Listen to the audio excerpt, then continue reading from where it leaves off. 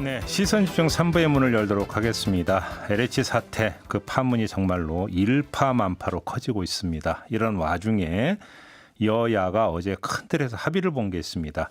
특검 도입하기로 했고 국정조사 하기로 했고 국회의원 전수조사도 한다. 이렇게 일단 큰 틀에서는 합의를 했다고 합니다만 아주 디테일한 실행 방법에 대해서는 전혀 진척이 없는 상황인데요. 과연 이게 현실성이 있는 이야기인지 허점은 무엇인지, 그다음 보완돼야 될 점은 또 어떤 건지 이분 모시고 한번 입체적으로 진단을 해보도록 하겠습니다. LH 땅 투기 의혹을 최초로 제기했던 곳이 바로 참여연대와 민변 아니겠습니까? 이 참여연대의 정책위원을 맡고 있는 김남근 변호사를 스튜디오로 직접 모셨습니다. 어서 오세요, 변호사님. 네, 안녕하십니까? 요즘 많이 바쁘시겠어요? 예, 좀 여러 인터뷰들도 좀 많고 그런 상황입니다. 네, 일단 이전부터 좀 여쭤볼게요. 어제 문재인 대통령이 사과를 하지 않았습니까? 예, 어떻게 예. 평가를 하세요? 우리 사회에서 이제 부동산 버블이 심해지고 있고 또 부동산 투기가 만연하다 보니까 예. 공직 사회에서도 부동산 투기에 대한 공직자 윤리가 굉장히 크게 떨어진 것 같습니다. 저희가 확인한 이제 LH 사건의 경우에 있어서는 마치 LH 직원들이 개모임하듯이 돈을 모으고 개발 정보들을 서로 공유하면서 이제 부동산 투기를 예. 100억씩이나 이렇게 대규모로 했었거든요. 예. 그래서 아마 이번 계기를 통해 가지고 공직 사회에서 부동산 투기에 대한 윤리 의식 이런 것들을 좀 높이는 계기가 됐으면 하고 네. 우리 사회 또 전반적으로도 투기는 적어도 불법 행위인 경우도 많이 있고 예. 적어도 우리 사회에서 비난받을 행위다. 예. 라는 이제 이런 점들을 한번 일깨워주는 계기가 된 것이 아닌가 생각합니다. 알겠습니다. 그다음에 또 하나 평가를 여쭤볼 게 있는데요. 일단 좀 총평부터 듣고 이제 그 좀 강론으로 들어갔으면 좋겠는데 조금 전에 제가 여야 합의 사항을 그러니까 전해드리지 않습니까? 예, 예. 일단 환영하시는 입장입니까? 어떻습니까? 그래서 저는 이제 필요하다고 생각이 듭니다. 우리 사회에 적어도 공직자들이라면은 내가 수행하는 공직을 청렴하게 수행해야 된다는 거하고 그 공직을 이용해 가지고 부동산 투기를 한다라는 것들은 이제 네. 이해가 충돌되는 행위다, 해서는 안 되는 행위다라는 인식을 가져야 되고 국민들은 이제 그런 것들을 기대하고 있는데 실제 공직자들이 그런 태도를 보여주지 않았다. 네. 오히려 자신들이 이제 벌어지고 있는 부동산 버블 현상, 부동산 투기 현상에 뛰어들어서 큰 몫을 챙기려고 그랬다라는 것들이 이제 국민적 공분이어서 예. 그런 걸 보게 되면 이제 공직사회 전반에 좀 그런 윤리의식의 저하가 있는 것 같고 국회의원들의 경우에 있어서도 이제 그런 부동산 투기에 대한 윤리의식이 많이 떨어진 것으로 보여져서 한 번쯤은 다 전수조사를 해서 그걸 좀 이렇게 국민들에게 보여줄 필요가 네. 있지 않겠나 생각을 합니다. 알겠습니다. 좀 그럼 두 갈래로 나눠서 지금부터 좀 그 디테일한 부분을 좀 점검했으면 좋겠는데 먼저 특검인데요. 지금 이게 이제 그러면 LH 특검인지 고위 공직자 땅 투기 전반에 대한 특검인지 그다음에 신도시 땅 투기에 대한 어떤 특검인지 아니면 전국에 걸친 땅 투기에 대한 특검인지 아무것도 지금 정해진 게 없거든요. 이렇게 되면 또 이제 디테일한 문제에서는 여야가 아마 좀 줄다리기 할 것 같은데 어떤 방향으로 가야 된다고 생각하세요? 저도 어떤 특검인지를 잘 이제 모르겠어요. 아마 선거 시기이기 때문에 아마 이제 이렇게 되지 않나 생각이 드는데 예. 지금 국가수사본부에서 이제 이 부동산 투기에 대해서 조사를 한다는 건 제가 보기에는 한 1년 정도는 걸리는 큰 어떤 수사라고 생각이 들어요. 그렇죠. 그 일기 신도시 개발 때도 한 15,000명 정도를 입건해서 한 9,700명 정도 처벌을 하고 일기 신도시 하나 터는데 네, 일기 신도시 때도 이제 여러 신도시가 있었으니까 예, 예. 또 신도시를 하게 되면 농지에 대해서 광범위한 투기가 일어나게 되지 않습니까? 그래서 공직자들 그때 한 197명 정도 처벌을 했습니다. 네. 아마 이 사건의 경우에 있어서도 그 신도시와 그 주변 지역에 적어도 한 2018년에서 이후의 토지 거래에 대해서는 다 조사를 하고 거기에 의심 징후가 있는 부분들은 이제 한 건마다 이제 자금 출처라든가 실제로 영농 목적으로 농사를 진 것인지 또 미공개 정보 같은 걸 공직자가 이용한 것은 아닌지 그걸 하나하나 들여다봐야 되는데 네. 그럼 한 1년 정도의 좀 긴 시간을 가지고 치밀하게 수사를 해야 될 부분이라고 생각이 듭니다. 예. 그리고 수사 범위도 굉장히 넓은 거죠. 그렇죠. 근데 이걸 특검으로 한다라는 건 너무 이상하잖아요. 특검이라는 거는 보통은 이제 수사기관에서 수사를 하는데 이 고위공직자나 국회의원 같은 권력자가 있어서 그 눈치 보기 때문에 제대로 수사를 못할 거다. 그렇죠. 그럴 때 하는 게 이제 특검이고 그렇죠. 특검은 그래서 수사 대상의 범위도 이렇게 특정을 하게 돼 있거든요.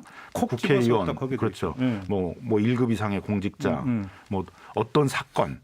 어떤 사건 무슨 범죄에 대해서 이렇게 특정을 해야 되고 그렇죠. 기간도 보통은 한 3개월, 4개월 이렇게 되는데 예. 이게 3개월 이렇게 해서 끝날 사건은 아니거든요. 그래서 아마도 제 판단에는 그 신도시와 그 주변 지역에서의 광범위한 투기 거래에 대한 조사들은 국가수사본부의 합동수사본부에서 계속 한 1년 정도 수사를 해나가고 네. 고위 공직자들 또는 국회의원들에 대한 어떤 그 부동산 투기에 대한 수사는 그 부분만 좀 특정을 해가지고 특검 같은 것으로 하자.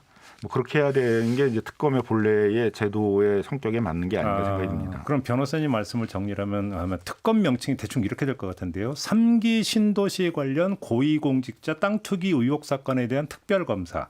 예, 뭐 이 정도가 예, 되는 그렇죠. 거겠습니다. 예. 근데 뭐 이걸 지금 국가합동수사본부에서 하는 걸 다 특검으로 하겠다. 네. 그런 건 이제 그건 정치적 수사밖에 안 되는 거죠.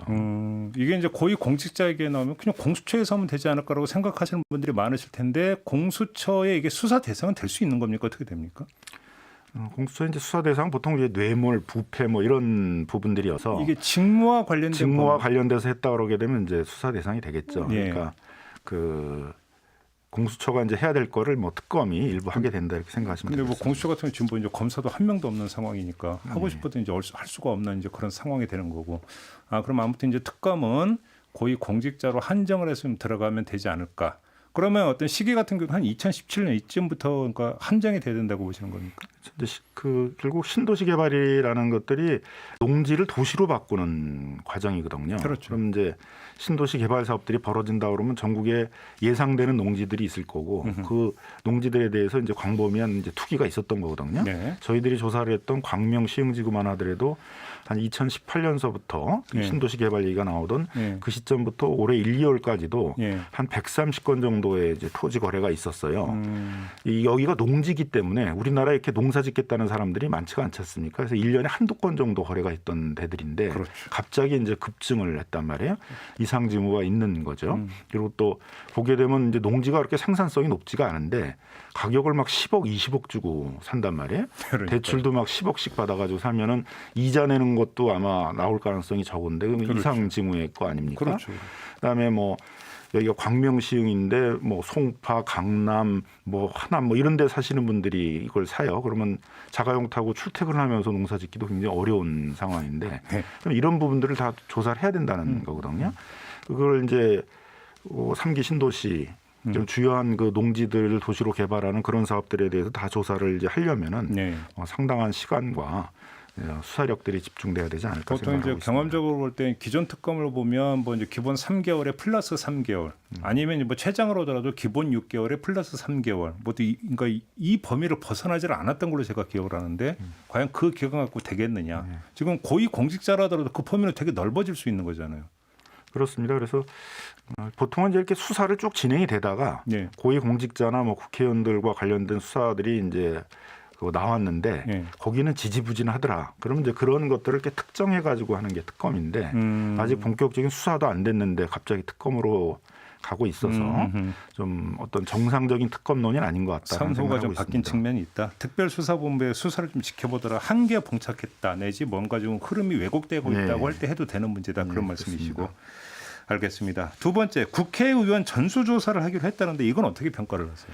그러니까 전수조사에 대해서 상당히 이제 오해를 좀 주고 있는 것 같아요. 이게 뭐 선거 시기다 보니까 뭐 전수 그러면 뭐 모든 걸 다 밝혀주는 그런 조사로서의 전수를 네. 의미하는 것처럼 얘기를 하고 있는데 네. 전수조사라는 게 공직자 명단하고 네. 한국부동산원에 있는 네. 그 신도시하고 주변 지역에서 2018년도 이후에 있었던 토지거래의 당사자의 명단을 비교하는 거거든요. 그럼 명단을 비교하면 본인 이름으로 토지거래를 했다는 것만 나오고 또 토지거래를 했다고 해서 이게 무슨 범죄로 바로 이어지는 건 아니잖아요. 물론 미공개 정보를 이용했는지 허위 영농계획서를 내가지고 샀는지 이런 건 여기서 나오질 않습니다. 그런데 마치 이것만 하면 다 무슨 범죄가 나오는 것처럼 네. 그렇게 그 얘기를 하고 있어서 이건 예. 좀 상당히 오해를 좀 줄 수 있는 내용이다라고 생각이 들고요. 예. 결국은 그런 명단이 나오면 거기에 이제 좀 의심스러우니까 수사를 하나 기초 자료를 넘겨줄 수 있는 그런 정도의 이제 기초 자료를 모은다라는 정도의 것이다라고 생각을 해야 될 것입니다. 그러니까 여기서 이제 전수조사라고 한다면 이제 정치권에서 하는 얘기는 국회의원 한 명도 예외를 두지 않고 300명 모두 조사한다 이런 뜻인데 그렇게 조사해봤자 별로 나올 거 없다라는 말씀이신 거죠? 일단 국회의원들은 공직자가 될 때 재산 신고를 했잖아요. 그렇죠. 그럼 지금 이미 농지를 갖고 있다면 지금 이미 다 나와 있는 거고 언론에서도 그래서 뭐 농지를 갖고 있는 국회의원들에 대해서 계속 언급을 하고 있지 않습니까?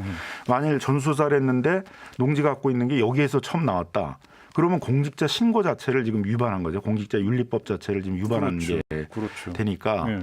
한다 그러게 되면 이제 그 국회의원 본인의 이름으로 토지 거래했느냐 보다는 뭐 직계 가족이라든가 친인척들을 통해서 했느냐 이런 부분들을 밝혀내야 되는데 그렇죠. 그건 좀 전수조사라는 방식들을 통해서는 한계가 있는 게 아닌가 생각이 듭니다. 혹시 그러면 여야가 이제 이왕 합의를 본 김에 합의를 조금 더 나아가서 국회의원 본인뿐만 아니라 그 직계 좀비속까지 그러니까 의무적으로 그런 명단을 다 제출해라 해서 조사를 한다면 조금이라도 실효성이 있을까요? 그건 뭐 의미가 있겠죠. 근데 그렇게 뭐, 하려면 이제 직계 좀비속들이 동의를 해줘야 되잖아요. 그렇죠. 법상 지금 강제를 할 수 있는 방법은 없으니까. 네. 그러면 적어도 국회의원들이 노력을 해서 직계 좀비속들을 설득을 하고 네. 해서 그 동의서를 내줘야만 이제 한국부동산원에 있는 토지거래 내역하고 명단을 비교해 볼 수 있는 거죠. 그러니까 그게 이제 국회의원 본인이 오케이 한다고 해서 되는 문제도 아닌 거죠. 그래서 좀비속 본인이 또 뭔가 오케이를 해야만 되는 거잖아요.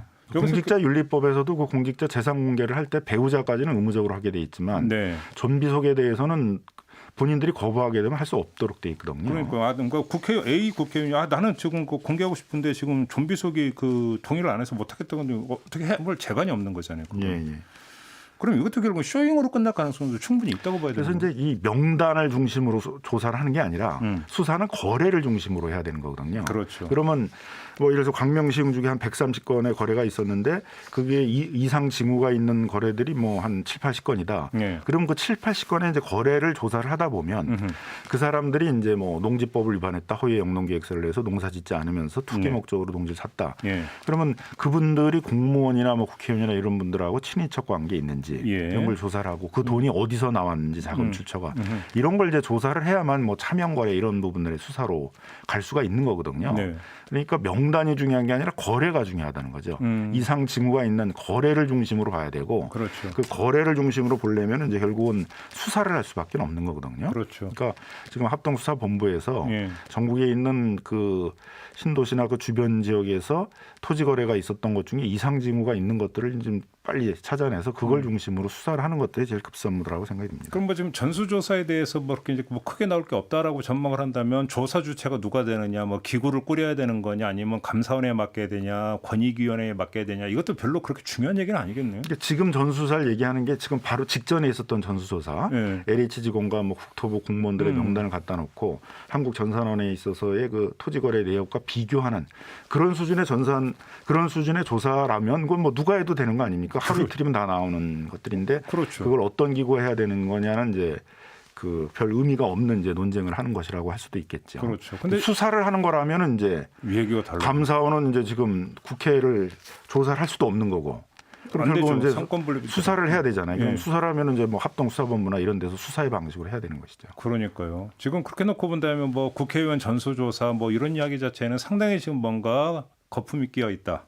뭐 이렇게도 좀 볼 수 있는 부분이 있는 것 같고 야당 같은 경우는 청와대 그 직원들도 조사해야 되는 거 아니냐 이런 주장을 하던데 만약에 아까 그 변호사 선생님께서 말씀하신 특검이 그렇게 된다면 그 특검에서 하면 되는 겁니까? 그렇죠. 이제 뭐 지금 합동수사본부에서는 뭐 청와대나 네. 이런 직원들의 어떤 뭐 차명 거래나 위법 행위에 대해서는 조사를 못할 것 같다. 네. 국민들이 신뢰하지 못한다. 그런 거면 이제 특검에 논의가 이제 가능할 수 있겠죠. 네. 그래서 특검을 만들 때 거기까지 범위로 넣어가지고 수사를 하도록 그렇게 할 수는 있겠습니다. 다시 한번 정리를 하면 그냥 특별수사본부가 그러면 특검이 그러니까 저기 이제 발동하면 바로 수사를 중단하니까 이게 기초 어떤 그 땅 투기 전반에 대한 수사는 계속 진행을 하고 특검이 정말 필요하다면 거기서 고위 공직자 부분만 뽑아내 가지고 하는 분담식으로 가는 게 좋겠다 네, 이런 그렇습니다. 말씀이신 거죠. 네.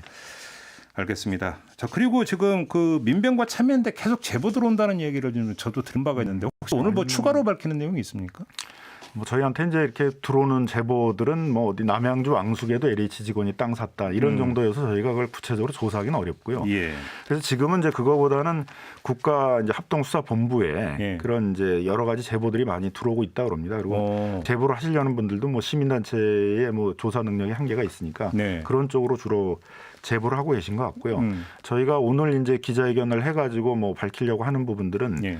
광명 시흥지구에 제가 뭐 아까 말씀드린 것처럼 신도시 계획이 발표되면서 이상하게 이제 토지 거래가 급증을 했고 예. 그 급증했던 사례 중에서는 그런 거액을 주고 농지를 산다라든가 그다음에 주소로 봤을 때 실제 영농을 하기 어려운 지역에 사는 사람들이 농지를 뭐 매입을 했다라든가 네. 또 저희가 현장 사진들을 이렇게 쭉 현장을 확인해 보니까 뭐 쓰레기가 뭐 그냥 그대로 있고 전혀 농사를 짓지 않고 이런 게 허다하게 많은데 다 이게 농지이기 때문에 영농 목적으로 샀다라는 주장인데 근데 그렇게 보게 되면 실제로는 허위의 영농계획서를 내 가지고 농지를 취득하고 실제에 있어서는 이제 투기 목적으로 농지를 한 사례들이 많이 있다. 그래서 이런 부분들을 좀 밝히려고 저희가 하는 것입니다. 아, 그래요? 알겠습니다. 우리 변호사님께서는 이번에 어떤 그 의혹 제기 이전에도 계속 이제 그 시민단체 활동을 하시면서 부동산 정책에 대해서 계속 감시해 오시고 또 이제 문제를 지적해 오셨던 걸로 저는 기억하고 저희도 이제 그래서 인터뷰에 모신 적도 있었는데 그래서 한번 좀 질문을 드려보고 싶은 게 일각에서 3기 신도시 사업 자체를 이거 지금 백지화해야 되는 거 아니냐 이런 주장을 내놓고 있는 목소리가 있지 않습니까? 이건 어떻게 평가를 하세요? 저는 이제 두 가지 측면에서 약간 무책임한 얘기가 될 수도 있다고 생각이 드는데요. 그 얘기가 첫 번째는 기존의 주택 가격이 너무 많이 올라서 특히 이제 서울 지역의 주택 가격이 많이 올라서 3기 신도시에서 저렴한 주택이 공급되면 그곳으로 내 집 마련을 하겠다라고 하고는 젊은 중산층들도 많이 있고요. 또 서민들의 경우에서는 전월세 가격도 많이 올라가지고 3기 신도시에서 공공임대 같은 것이 대량으로 공급되면은 거기에 들어가서 좀 안정적인 주거를 하겠다라는 기대들도 많이 하고 있습니다. 근데 이걸 지금 진행을 하다가 안 하겠다 그러게 되면 그런 기대와 꿈을 갖고 있는 사람들에게 큰 좌절을 줄 수 있는 부분이라고 생각이 들고요. 3기 신도시를 중단하자는 얘기는 결국 뭐냐면 민간 개발을 하자는 얘기거든요. 그럼 민간 개발을 하게 되면 여기에 대형 건설사들이 들어와 가지고 땅을 2배, 3배 주고 지금 사지 않겠어요? 그러게 되면 여기에 투기한 사람들만 떼돈을 버는 거죠. 오히려? 그렇죠. 그러니까 여기다 지금 투기한 사람들을 징벌 하자고 하고 있는데 그 사람들에게 떼돈을 남겨주는 그런 것이기 때문에 이건 굉장히 좀 위험한 주장이다. 그리고 결국 그렇게 하게 되면 거기서 나오는 아파트 가격은 굉장히 비쌀 수밖에 없지 않겠어요? 그렇죠. 그러면 저렴한 주택들을 공급을 해가지고 어떤 젊은 중산층들이나 서민들의 주거의 안정, 내 집 마련의 꿈들을 보답해 주자라는 게 정책의 목표였는데 그거하고는 완전히 다른 방향으로 이제 최악의 그런 부작용이 나타날 수가 있게 되는 것이죠. 오히려 이제 그거는 그대로 가면서 투기권을 솎아내면 되는 거 아니겠습니까? 그렇습니다. 투기권에 대해서는 솎아내고 투기익을 환수하고 그다음에 이제 무엇보다도 LH에 대한 이제 신뢰가 크게 떨어져 있기 때문에 이제 LH 한번 개혁을 해야 되는 거죠. 내부에 부패 방지 센터 같은 것들을 만들어 가지고 적어도 LH가 앞으로 뭐 택지 개발 같은 거 할 때는 3, 4년 정도에 있었던 그 지역에 있어서 토지 거래를 조사하고 LH 직원이 관여 있는지를 정기적으로 조사한다. 나오는 게 없더라도 정기적으로 조사한다 그러게 되면 이런 걸 못 하는 거거든요. 근데 LH 내부에서 정기적으로 이런 그 LH 직원들의 토지 거래나 이런 걸 조사하는 게 없었다는 거예요. 부패 방지 시스템이 안 돌아갔다는 거죠. 그러면 부패 방지 시스템들을 만들고 그다음에 청렴 서약서를 받으면서 뭐 실거주 목적, 실사용 목적이 아닌 토지 거래는 하지 않는다. 그다음에 조사를 할 경우에 있어서는 조사에 협조하기 위해서 뭐 정보 개인정보 동의서 같은 것들을 제출한다. 그리고 매각하라고 그러면 매각한다. 이런 이제 서약들을 다 받아두는 거죠. 그리고 이런 것들을 통해서 좀 LH를 한번 일신을 하고 또 LH가 너무 또 이제 비대한 것도 사실이거든요. 그렇죠. LH는 원래 공공임대주택이나 영세민들이 많이 사는 주거 환경을 개선하거나 이런 사업들을 하라고 그러고 있는데 정부가 돈을 안 주니까 재정이나 기금을 안 주고서는 LH가 돈 벌어서 하라고 그러다 보니까 너무 또 많은 이 땅 만들어가지고 땅 팔고 뭐 분양하고 하는 사업들을 많이 하다 보니까 이게 비대해진 측면이 있거든요.